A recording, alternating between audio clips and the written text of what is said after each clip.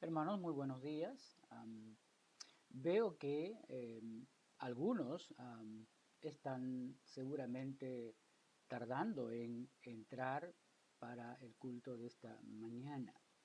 Seguro que algunos pensando en que hay iglesias que ya han abierto sus puertas para tener sus cultos presenciales.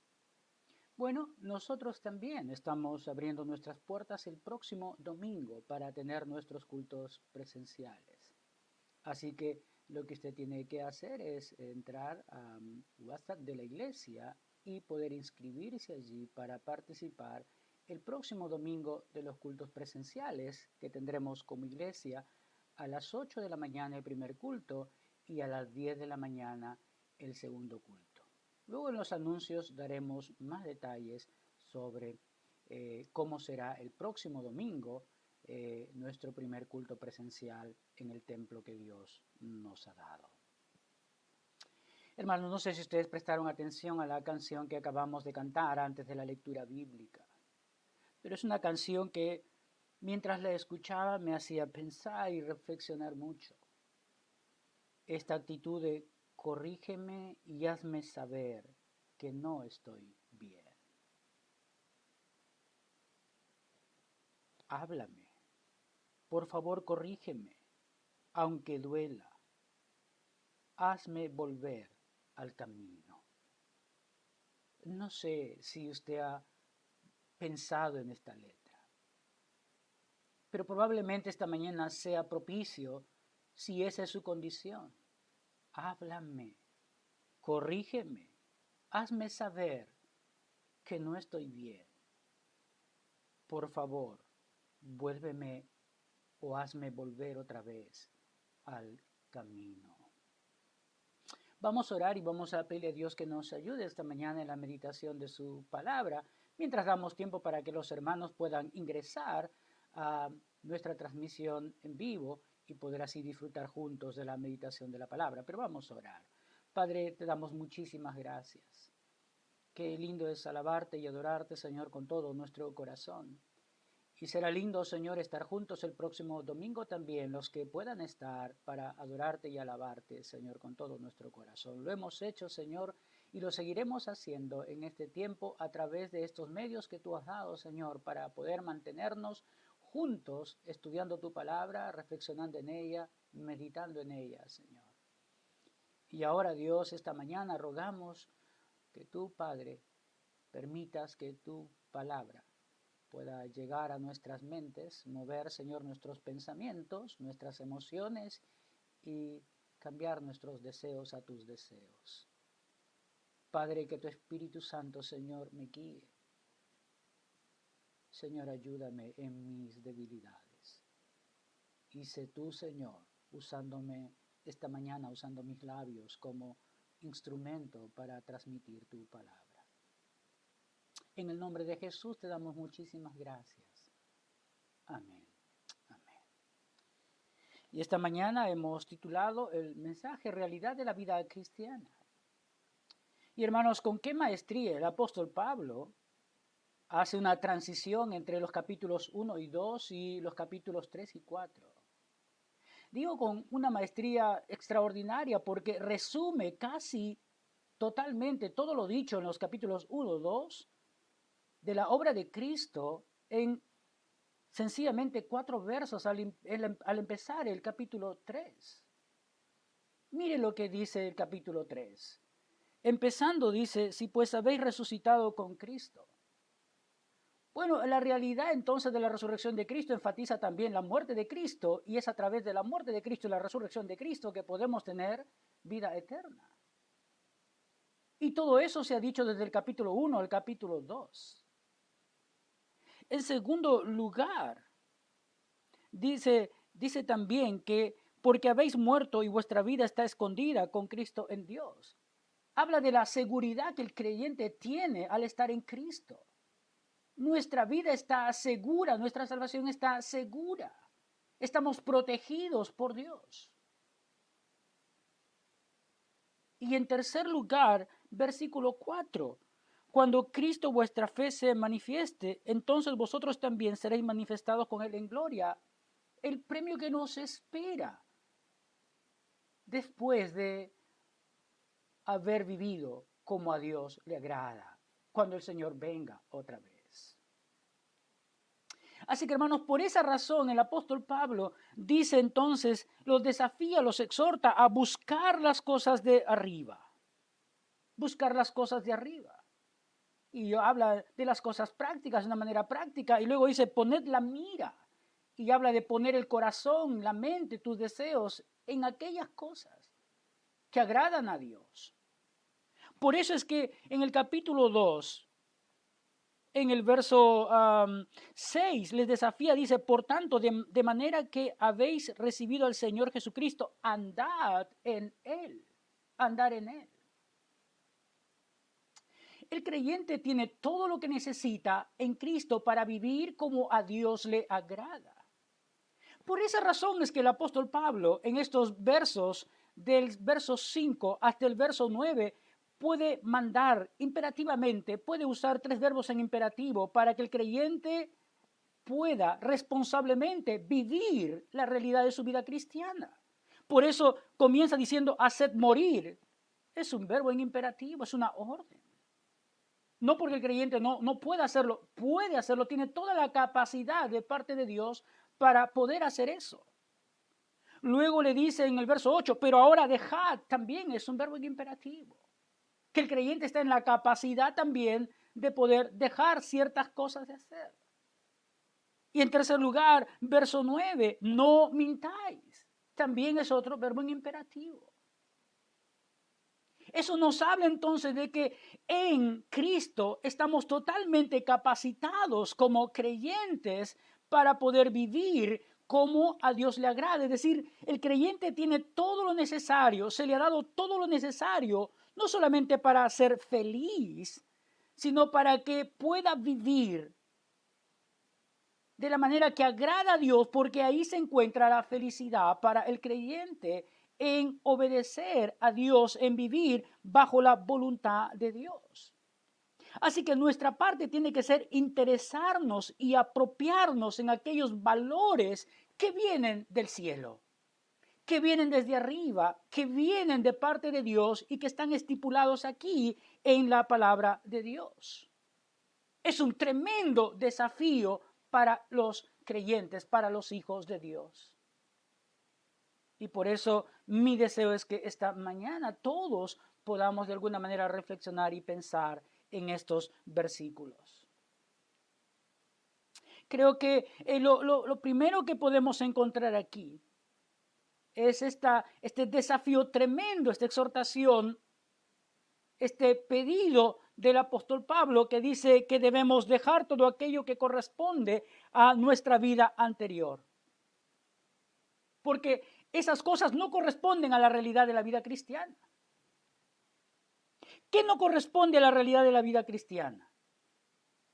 Lo que dice en el verso 5, haced morir pues lo terrenal en vosotros. Haced morir pues lo terrenal en nosotros.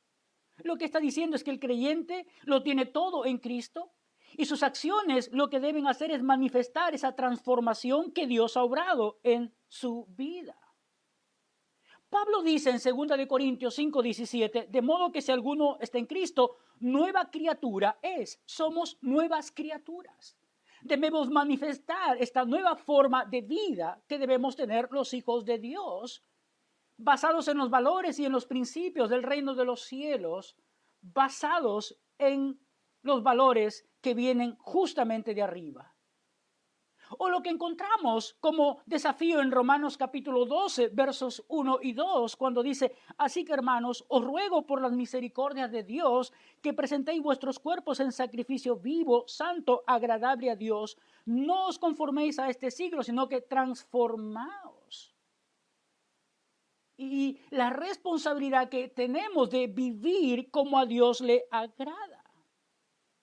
Entonces la implicancia es que el creyente debe decidir, de acuerdo a su realidad, a su nueva realidad de vida cristiana, en primer lugar, debe decidir privar de poder los malos deseos que obran en su cuerpo. Estos malos deseos que obran en su cuerpo. malos deseos que son propios de la naturaleza pecaminosa, de esa naturaleza carnal. Por eso el apóstol dice, haced morir, pues. Y la idea es privar de todo poder. No es que esa naturaleza se ha ido del creyente o se ha ido del ser humano que ha puesto su confianza en Dios.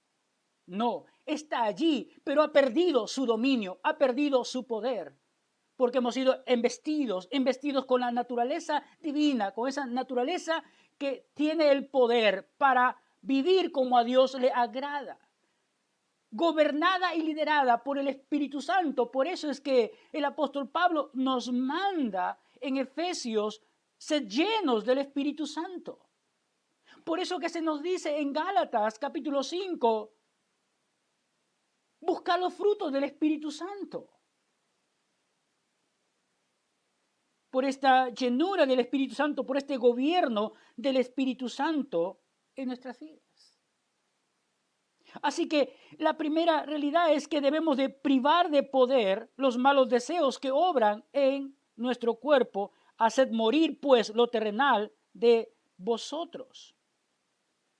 Así que, como hemos dicho, este es un verbo en imperativo.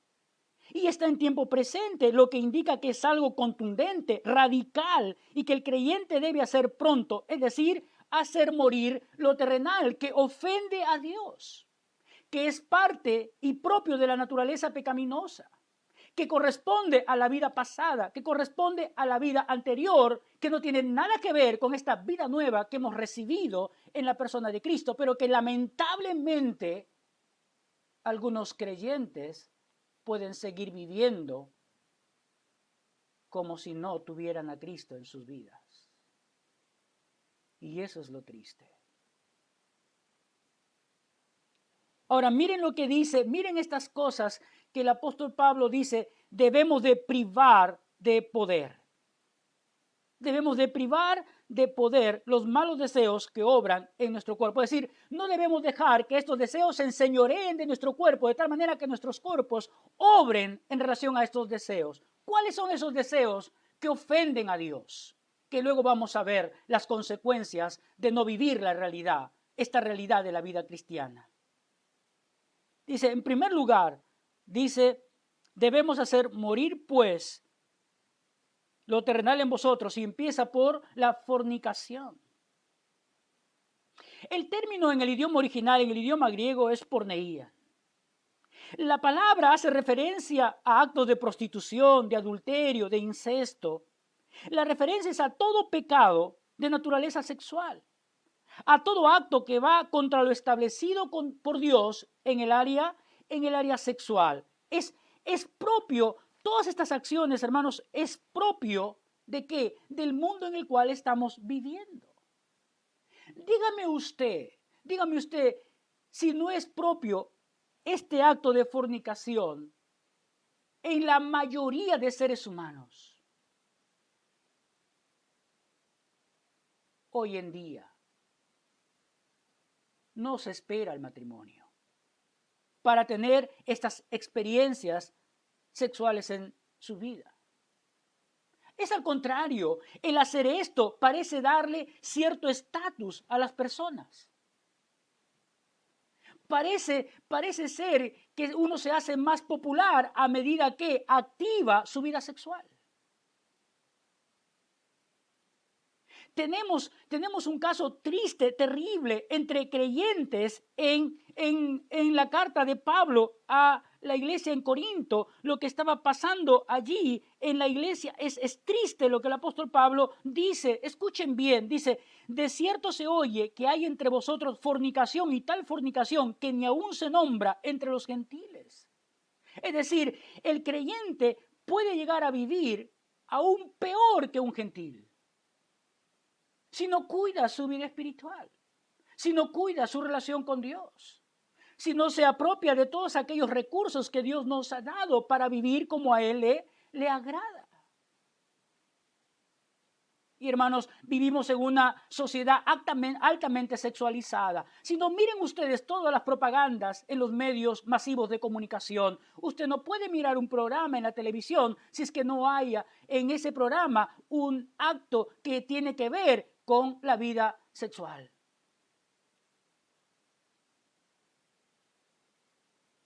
Usted puede ver que eso vende, que eso atrae, que eso rápidamente entra a nuestras mentes y se apodera de nuestros deseos y usamos nuestros miembros para ofender a Dios. Eso no debe pasar entre los creyentes, no debe pasar entre los hijos de Dios. Eso es parte del mundo, es parte de la naturaleza vieja, es parte de la vivencia diaria de las personas que no conocen a Dios, pero no debe ser parte de la vida de un creyente.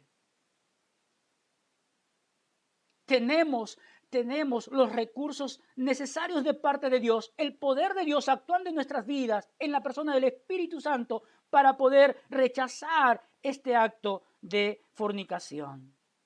Claro está que se efectúa todo aquel acto sexual que está dentro de la prerrogativa que Dios le ha dado al ser humano, como el matrimonio.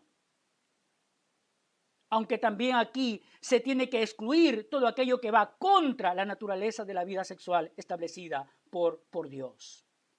No todo es lícito en la sexualidad, aún dentro de la vida matrimonial. Y tenemos que tener mucho cuidado con eso, por eso existe la consejería prematrimonial antes de llegar al matrimonio. Y una de las áreas que tocamos es justamente el área de la sexualidad y las relaciones sexuales dentro del matrimonio. Pero aquí tenemos esta realidad en la vida, no solamente de los inconversos, sino también muchas veces en la vida de los creyentes. Fornicación. ¿Qué más dice? ¿Qué más dice el apóstol? El apóstol también habla de impurezas. La palabra impureza es una palabra asociada también al área de la sexualidad, pero tiene que ver, sin embargo, a la falta de castidad en la persona, de la castidad en su mente, en sus pensamientos. Es decir, se deja gobernar por pensamientos en el área de naturaleza sexual, en el área de la sexualidad. Se deja gobernar por estos pensamientos. El sentido es no permitir la suciedad moral que entre a nuestros pensamientos, que entre a nuestras mentes y anide en él. Como dice el Señor Jesús, si tú miras a una mujer y ya codicias a ella, ya pecaste. De eso se trata, de dejar entrar cosas en nuestra mente, en el área, en la naturaleza sexual, que después terminen provocando que nuestros miembros sirvan a ello. Por eso está que uno tiene que tener cuidado con lo que ve, tiene que tener cuidado con lo que observa, tiene que tener cuidado a lo que se expone. Muchos jovencitos han caído en la masturbación. ¿Producto de qué? Producto de tanto video que ve de pornografía. Y ya no pueden dejar de pensar en ello. Se imaginan, dan rienda suelta a sus pensamientos.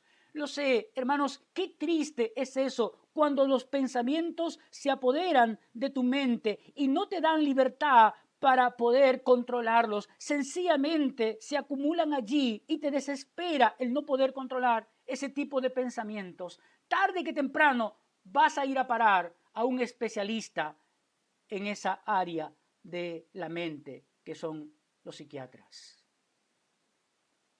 Porque te has afectado tanto con pensamientos de este tipo de naturaleza sexual, impropia, indebida, que ha contaminado tu mente. Tienes que saber, tienes que tener filtros que te ayuden a ti a no caer en estas impurezas mentales.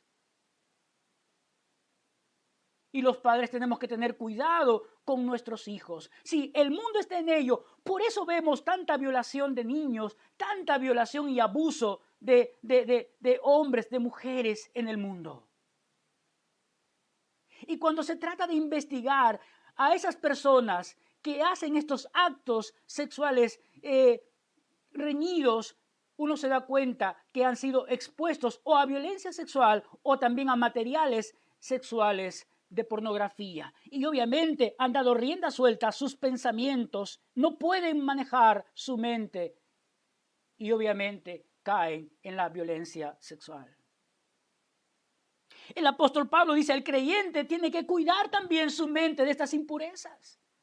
Tiene que guardar su mente, tiene la capacidad, tiene el poder de parte de Dios. No un poder por sí mismo, un poder que actúa en nosotros, que nos ha sido dado por Dios. Luego habla de pasiones desordenadas. Y el término acá indica sentimientos o experiencias que no están bajo el gobierno del Espíritu Santo. Es querer hacer lo que yo deseo, querer hacer lo que yo quiero. Cuando el creyente se aleja de su comunión con Dios, cuando el creyente deja de buscar a Dios, cuando el creyente deja de orar, el creyente va perdiendo su poder espiritual y cada día va dejando que su naturaleza pecaminosa se enseñoree sobre él y entonces pueda dar rienda suelta a estas pasiones desordenadas. Son pasiones desordenadas, deseos desordenados porque van contra Dios, no están gobernadas por el Espíritu Santo.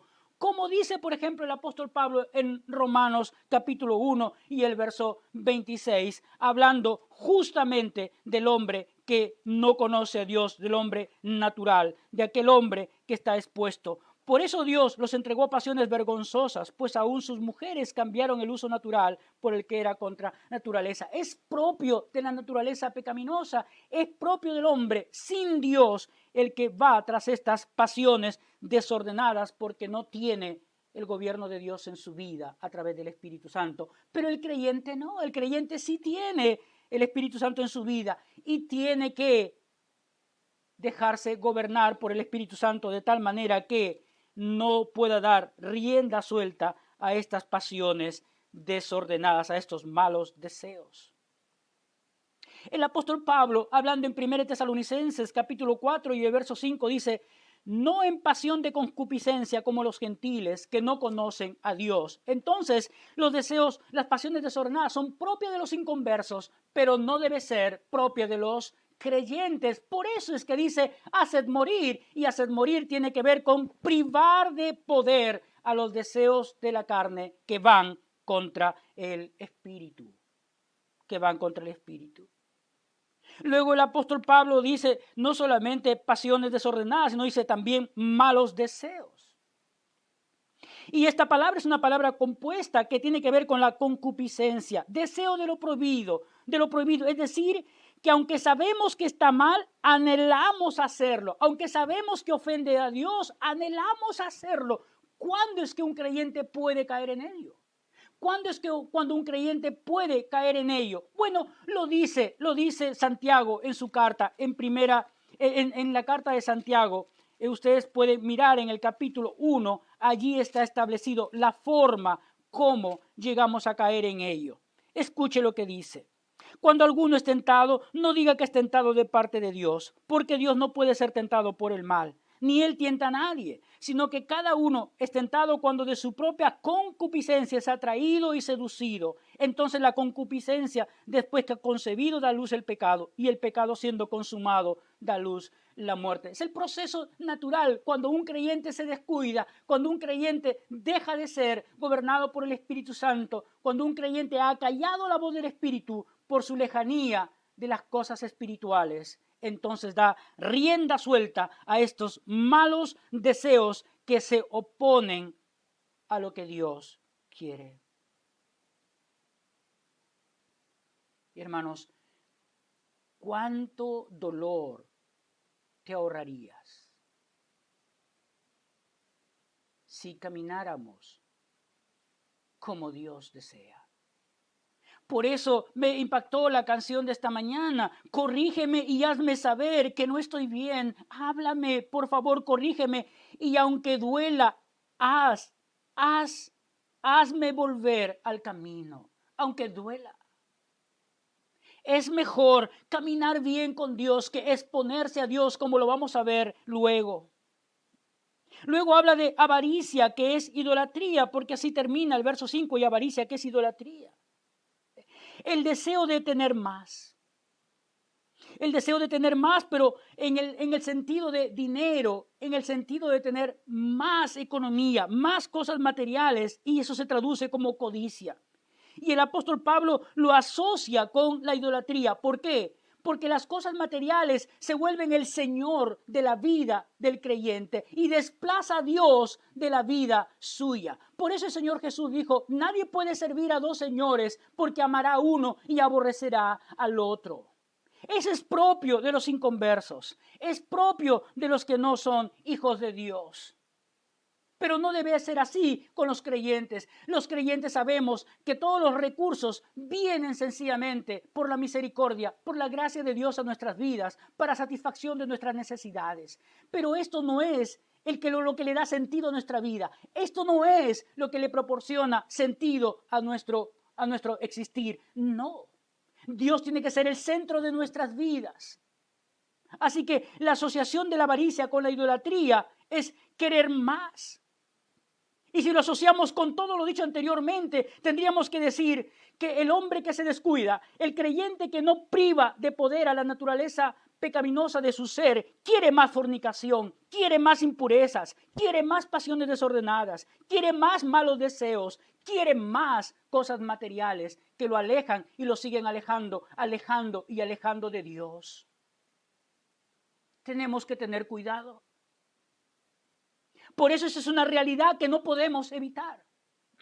El creyente tiene que saber que está expuesto, pero que Dios le demanda privar de poder los malos deseos que obran en el cuerpo. Se dan cuenta que todas estas cosas obramos nosotros, ponemos nuestros miembros a disposición de estas cosas. Y el Señor dice, así no tiene que ser. El apóstol Pablo dice, no debemos privar de poder a la naturaleza pecaminosa de tal manera que nuestros miembros no sirvan al pecado, sino que terminen sirviendo a Dios, aunque sabemos que hay una tremenda lucha en nuestro ser cuando se trata de las cosas espirituales y de las cosas terrenales.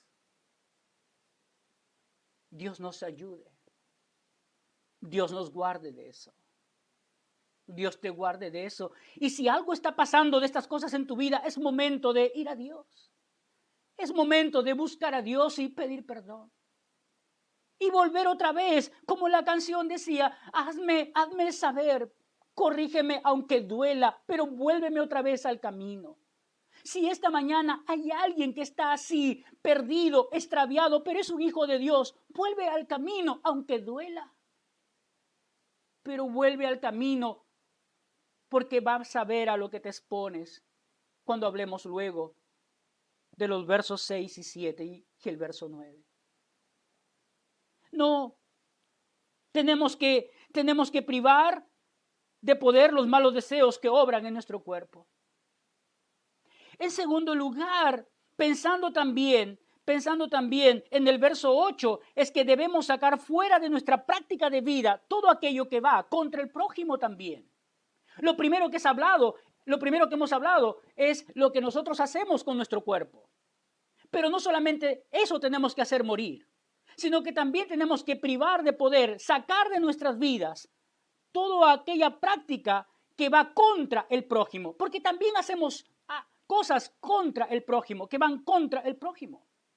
Y verso 8 dice, tenemos el uso también de un verbo imperativo aquí, dejad también. Y en el verso 9, no mintáis. Todas las acciones que vemos son en perjuicio del prójimo en el verso 8 y en la primera parte del verso 9. Lo que indica es que no debemos practicar aquello que pertenece a la vida pasada, pero que puede lastimar, que puede dañar a nuestro prójimo. Y el verso 8 empieza diciendo, pero ahora dejad también vosotros todas estas cosas, pero ahora dejad también vosotros todas estas cosas. Oh, hermanos, significa entonces que algo estaba pasando entre los creyentes en Colosas. Algo de estas cosas era la experiencia también de vida de estos creyentes. Y el apóstol está exhortándoles a sacar de sus vidas estas cosas que van contra el prójimo. Y lo primero que les dice es sacar de vosotros la ira. Y la ira es una referencia a una manifestación súbita de indignación que afecta a los sentimientos y las emociones pero en relación con otra persona. Es el odio, la cólera que podemos tener, el sentimiento que es un caldo de cultivo en nuestras emociones que más tarde estallan. ¿Por qué? Porque enseguida el apóstol Pablo dice no solamente la ira, sino también dice el enojo. Y el enojo es una palabra que enfatiza más que ira, enfatiza un sentimiento interno, pero que se manifiesta externamente. Es decir, aquí ya se produce la agresión. Así que la ira lleva al enojo, pero el enojo en términos de agresión, miren cómo podemos terminar. Es lo que podemos encontrar en el mundo. Es lo que podemos encontrar a la vuelta de la esquina. Cuando volteamos nuestra mirada, eso es lo que vemos en todo lugar. Ira y enojo. Ira, uno puede ver cómo se van caldeando las emociones en una discusión y de pronto se pasó de las emociones a la realidad y empiezan los golpes.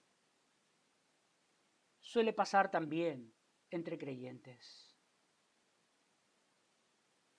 ¿Sabes? Cristo fue expuesto a situaciones así.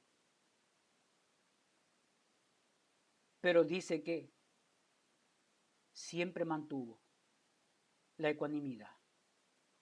Cuando uno mira esa última semana de Cristo antes de ir a la cruz, uno puede ver al hombre maltratando al Señor, mostrando su ira. Primero con sus palabras y luego con sus acciones. Y es lo mismo que vemos en el hombre sin Dios. Pues tristemente, esto se puede dar también entre los creyentes. Ira, enojo, malicia. Y esta palabra se usa en el sentido de malignidad, de mala voluntad hacia alguien. Como una predisposición que induce a hacer mal a otra persona. Es decir, aquí se avanza, se está buscando cómo dañar al prójimo. Cómo hacer mal al prójimo. Y de eso hemos visto mucho. Mucho aún en las iglesias, tristemente. Porque esto tiene que ver seguramente con aquellas personas que buscan cómo hacer caer a otras personas. Cómo lastimar a otras personas.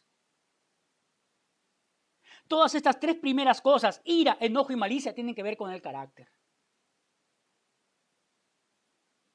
Tienen que ver con tu personalidad, con lo que tú eres. El apóstol Pablo dice, no tenemos que dejar que esas cosas sigan en nuestras vidas, tenemos que sacarlas de nuestra práctica de vida, porque son propias del viejo hombre. Son propias de la vida pasada. No deben manifestarse en nuestra nueva calidad de vida. Y luego habla de tres cosas que ofenden al prójimo con nuestros labios, con nuestra boca. Enseguida dice de blasfemia. Y esta expresión se usaba en relación con cosas que pueden decir no solamente contra Dios, sino también contra las personas. Porque aquí lo que se pone de relieve son cosas dichas contra otro ser humano. Y por lo tanto tiene más bien el sentido de un falso testimonio, una difamación. Es hablar de manera lesiva, es hablar mal contra alguien. Y hermanos, ¿cuánto dolor causa ello? Cuando alguien habla mal, cuando alguien no dice la verdad, cuando alguien te levanta un falso testimonio, ¿cómo te sientes? ¿Cómo te has sentido? Eso lastima mucho, eso causa división, causa mucho dolor en los creyentes. El creyente no tiene que obrar así. Tiene que guardar sus labios. La Biblia habla de que toda palabra que salga de nuestros labios tiene que ser para edificación. Por eso habla de sazonada con sal, para evitar las impurezas. Evitar las blasfemias. ¿Qué más dice el verso 8? Palabras deshonestas de nuestra boca. Literalmente, proferir palabras obscenas. Pablo refuerza su pensamiento usando la expresión de nuestra boca. Son cosas que salen de nuestra boca. Y recuerde lo que el Señor dijo, de la abundancia del corazón habla la boca. Muestra lo que hay en nuestro ser interior. Por eso es que el vocabulario del creyente, el vocabulario del cristiano debe ser cuidadosamente escogido. Debemos recordar que de la abundancia de nuestro corazón habla nuestra boca. El Señor Jesús dijo, no lo de afuera contamina, lo que está dentro, que sale hacia afuera, eso es lo que contamina. El problema está siempre en nuestro interior. Por eso es que el creyente, al ser nueva criatura, tiene que comenzar a experimentar estos nuevos valores que vienen de arriba. Por eso la exhortación de poner la mira en las cosas de arriba. Poner tu corazón en las cosas de arriba para comenzar a vivirlas. Es como desvestirse y volverse a vestir. Desvestirse de todas aquellas acciones, actitudes pasadas que corresponden a la vieja naturaleza para tomar aquellas acciones y actitudes que corresponden a nuestra nueva naturaleza, nuestra nueva vida en Cristo. Palabras deshonestas y hermanos, a veces con qué facilidad yo escucho usar palabras oeces a creyentes. A veces es triste escuchar de personas que en sus trabajos son como si no fueran cristianos con sus palabras. Es triste a veces ver cómo en conversaciones de un creyente con personas que no son creyentes, rápidamente se dejan ganar y hablan tan igual como sus amigos inconversos. Cuando el Señor nos manda, nos llama a tener cuidado con lo que sale de nuestros labios. El apóstol también dice, verso 9, dice, no mintáis los unos a los otros. Y habla de una acción que probablemente se estaba dando porque es un participio. Sí, aunque un imperativo, pero en participio, como si algo se estuviera dando. Tenemos que evitar esto. Hablar falsedad con detrimento de alguna persona. Podría decirse que había esta práctica entre los creyentes y la exhortación del apóstol es a que dejen este hábito de la mentira. Podemos ver entonces que los 3 primeros pecados del verso 8 apuntan a los pensamientos y las emociones, mientras que los 3 últimos básicamente son pecados que se cometen con la boca. ¿Y qué dice el Señor?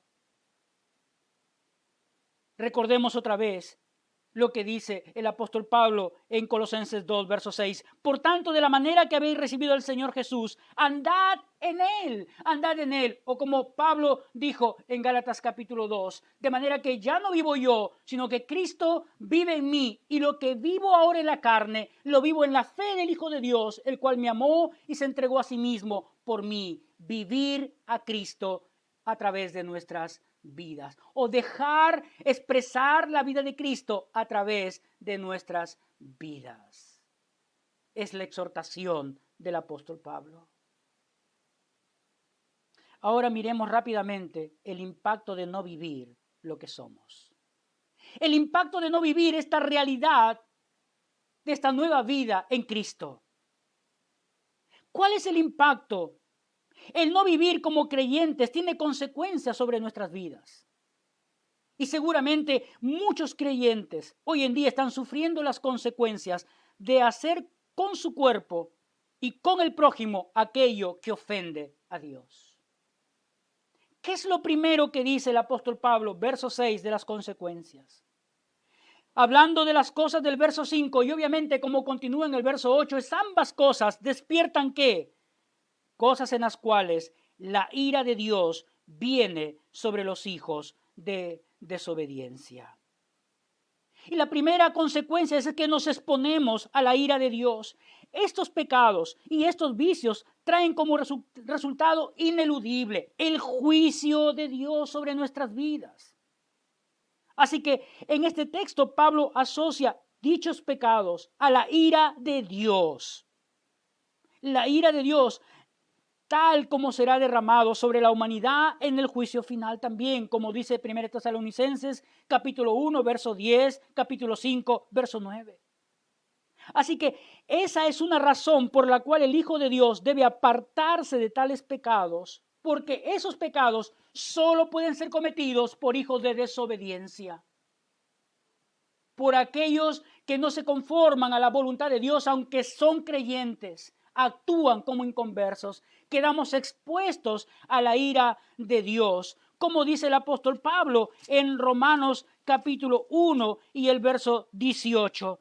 Porque la ira de Dios se revela desde el cielo contra toda impiedad e injusticia de los hombres que detienen con injusticia la verdad. Dios es justo y no puede pasar por alto el pecado del hombre.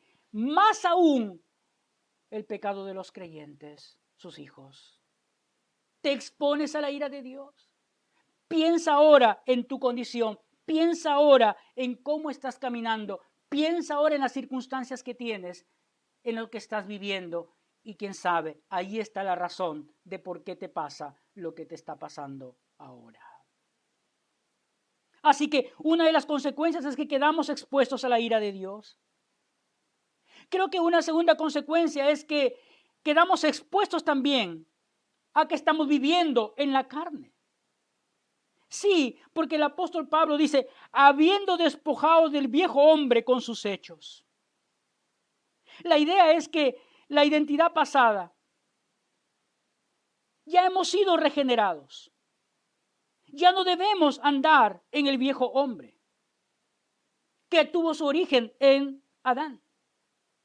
Como dice Pablo en Romanos capítulo 6, verso 6, sabiendo esto que nuestro viejo hombre fue crucificado juntamente con él, para que el cuerpo del pecado sea destruido, a fin de que no sirvamos más al pecado. O como dice Efesios capítulo 4 y el verso 22, en cuanto a la pasada manera de vivir, despojado del viejo hombre que está viciado conforme a los deseos engañosos. Pues si eso no está pasando en nuestras vidas, ¿qué evidencia? Evidencia lo que Pablo le dijo a los creyentes en Corintio. No puedo tratarlos como espirituales, sino como a carnales, porque estáis viviendo todavía en vuestros deseos de la carne.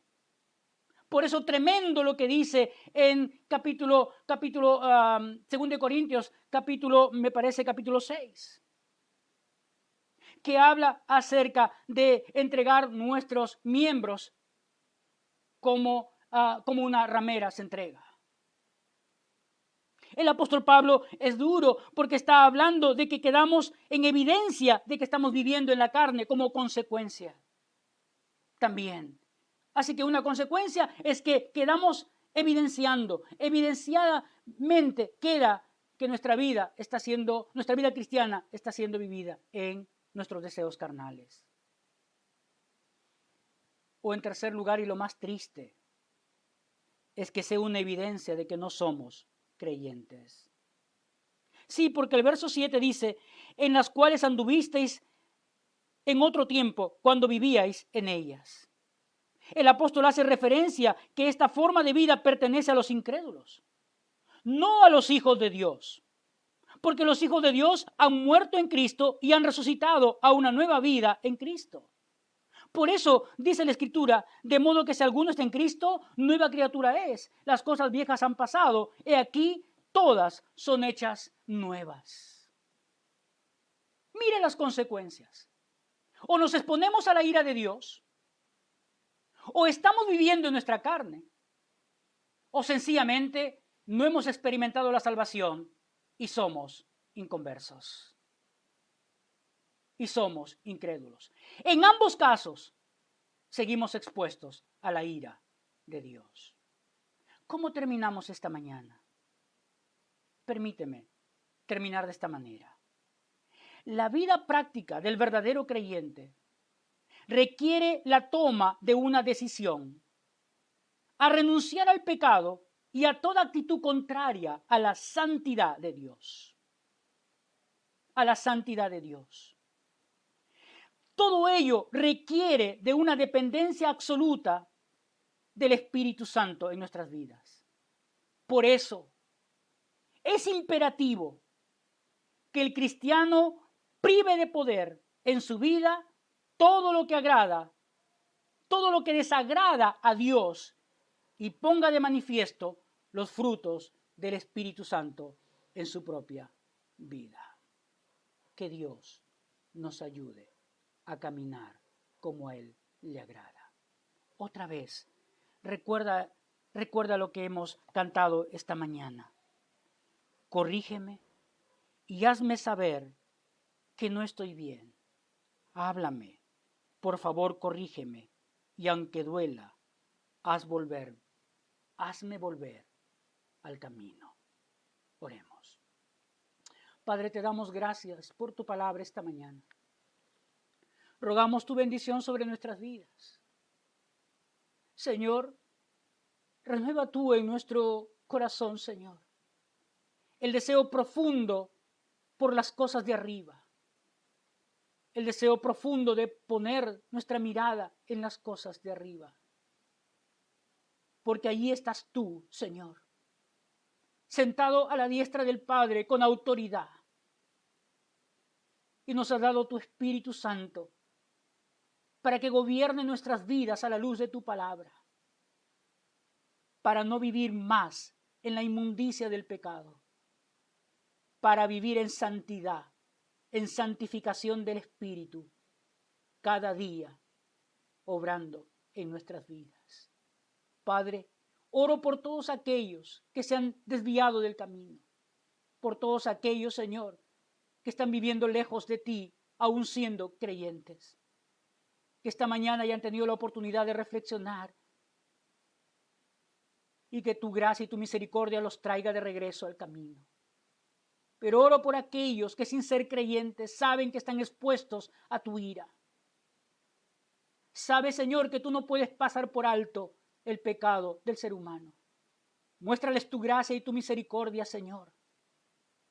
Muéstrales, Padre, lo que hemos venido enseñando a través de estos capítulos iniciales 1 y 2, de que Cristo murió por nuestros pecados y que resucitó para darnos vida eterna y que nos llama a entregar nuestras vidas a Él para tener salvación y vida eterna. En el nombre de Jesús te damos muchísimas gracias. Amén. Amén. Vamos a seguir alabando al Señor.